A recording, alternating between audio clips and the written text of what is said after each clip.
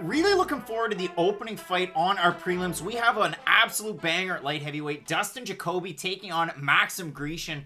And Matt, this is the career resurgence of Dustin Jacoby. We saw him in the UFC, and originally it wasn't a great run. I mean, did he look good against Chris Camozzi? No, he didn't. Did he look good in either of the fights he had? No, he didn't. Went outside of the UFC, had a couple of fights with Bellator. King Mo absolutely destroyed him. John Salter finished him. He got finished by Alex Pereira over with Glory.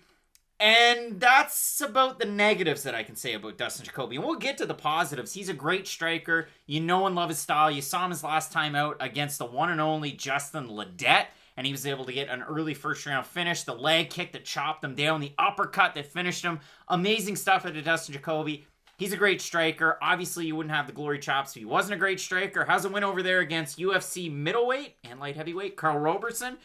Again, we'll give Dustin Jacoby his flowers, but for Max Grishin coming into this fight, his UFC debut was on short notice, up a weight class against Marcin Tybura. Matt, we're a pro Marcin Tybura podcast. I definitely am. Your hard, loyalties are questioned. It's hard to look good against Marcin Tybura, and Marcin Tybura looked great in his fight against Max Grishin. But all that aside, Grishin's had a very steady career. Over 40 pro fights, 41 to be exact. Plenty of finish wins on his record. And he's a striker, if anything. Throws a nice low kick. And he's a fighter that, even at 36 years of age, continues to add little wrinkles to his game. You look at the level of competition that he's faced outside of the UFC. Well, he had an unbeaten run with the PFL, including a draw against Jordan Johnson. And oh, by the way, took the O from Jordan Johnson. And listen, maybe you don't like Jordan Johnson, but there's one thing about him. Great wrestler. And he was undefeated against some nice names from the UFC when he went over to the PFL and really gambled on himself. So for Grishin, great striking, good takedown defense, good takedowns in his own right, and pretty slick jiu-jitsu as well. Coming into this fight right now, training out of Extreme Couture in Vegas, because he's actually out of Akhmat Fight Club. There's sanctions against them by the US, but we'll just kind of glance over that one. Yikes, not good. But if you look at Grishin, again, plenty of nice wins. His last time out, he was a huge favorite against Gadjimirad Antigulov, and he withstood the storm. Like, he went through the bad spots that you don't want to be against Antigulov. He was able to pop back up to his feet. He had some nice moves of his own. He was able to take Antigulov down in his own right. So overall, two very explosive fighters, guys that have plenty of finish wins on their record. What's your take on this fight? And, you know, we talk about possible fight of the nights. We didn't include this in there, but this could be a really good one. I do agree with you. Stylistically, this makes for a really entertaining matchup because you know you do have primary strikers in there, and it has been nice. It feels like 205 and heavyweight were kind of forgotten about for a little while, especially sort of the last third of last year. But all of a sudden, 2021's been the year of the heavyweight. 3 of our last 4 main events have all been heavyweight, and finally we are going to get some more light heavyweight fights outside of the ranking. And for Maxim Grishin, it's tough. You look at his UFC run. Okay, so you fight Marcin Tybura at heavyweight, and I'm not going to completely steal your point because I'm sure you're going to want to talk about it later, but just to sort of piggyback off what we were talking about before,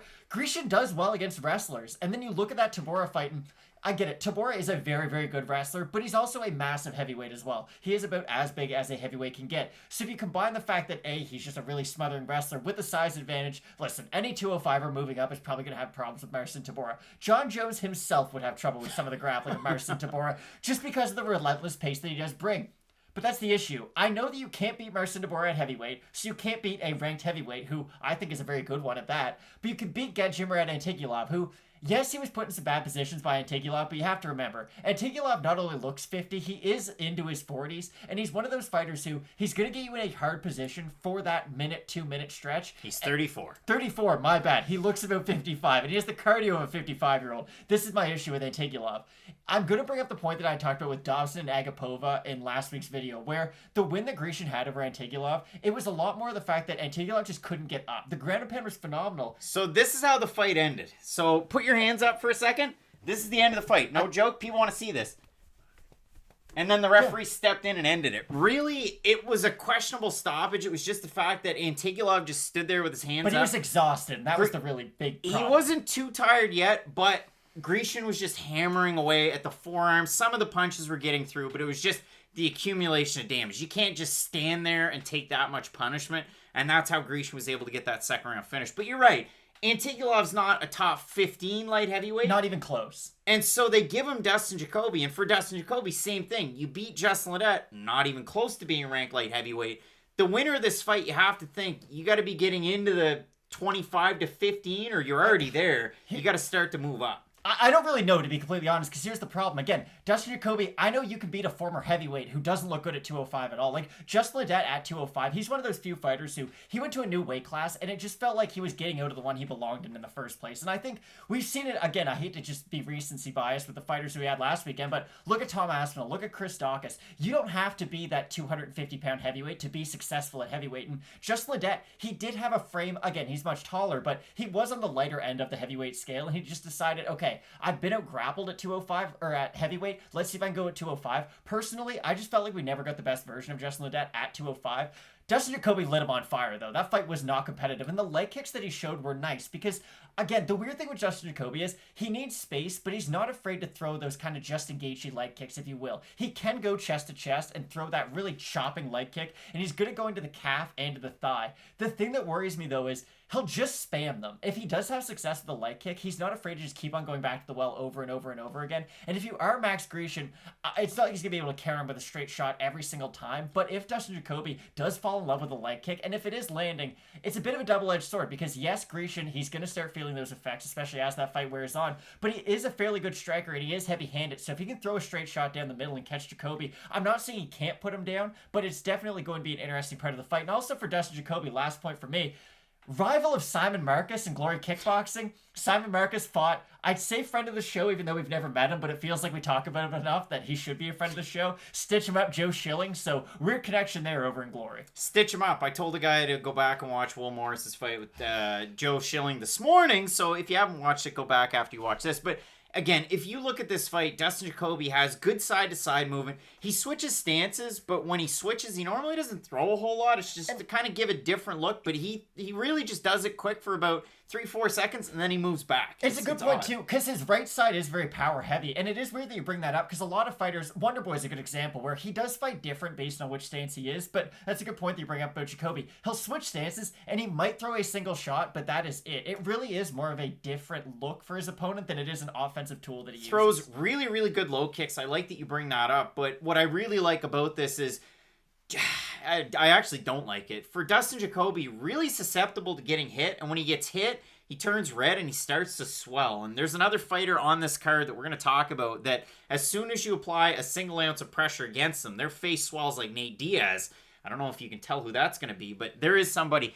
So for Dustin Jacoby, he did get marked up and he did get hit by Ledet, even in that one round. They were exchanging. For Max Grishin, you talk about the leg kicks, throws really good leg kicks. The other thing that Grishin does that Jacoby doesn't, Grishin stands there and throws a lot of feints and throws a lot of weird reads and moves his level quite a bit. So you might get a hard read or a hard opportunity to kind of hit Max Grishin, but he doesn't throw a ton of volume. That might give Dustin Jacoby a really good opportunity. I was going to say, because for a second you were giving Max Grishin like he's an Israel Adesanya level striker. Oh, no. He can get out volumed, and again, this fight's going to come down to who's moving forward. If Grishin gets his back up against the cage, here's one thing I don't like about Grishin. He stands very tall, and what you bring up is a valid point. He's good at using his head movement in the middle of the cage, but when he gets backed up, and again, it's a trouble for a lot of fighters, but his height is such a big disadvantage. When he gets backed up to the cage, his chin is very high in the air, and for Dustin Jacoby, he's great at going body shots and then up to the head. It's just a great kickboxing combination. I'm not telling you guys anything you don't know, but he will chop to the leg, go to the body, and then bring it up top. And if Grishin does start to get worried about the leg kicks, about the body shots, and if his hands come down at all, I wouldn't be surprised for Dustin Jacoby to land a big shot over the top. Matt, so in terms of the odds on this one, Dustin Jacoby open a minus 210 favorite. He's now minus 180 or thereabouts, best fight odds.